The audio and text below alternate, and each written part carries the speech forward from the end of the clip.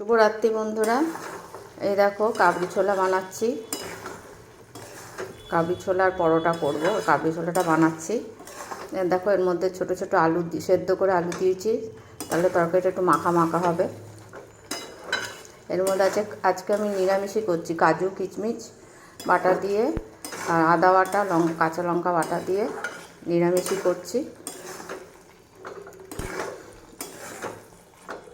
জিরে বাটা, আদা বাটা, ধনে বাটা, কাঁচা লঙ্কা বাটা সমস্ত কিছু বেটে দিয়েছি শিলে। কাজু কিশমিশও বেটে দিয়েছি। বন্ধুরা দেখো আমার কাবলি ছোলাটা কেমন হচ্ছে, তোমরা জানাবে আমাকে, কমেন্টে জানিও। রোজও আলুর তরকারি, আলুর দম খেতে ইচ্ছা করে না গো।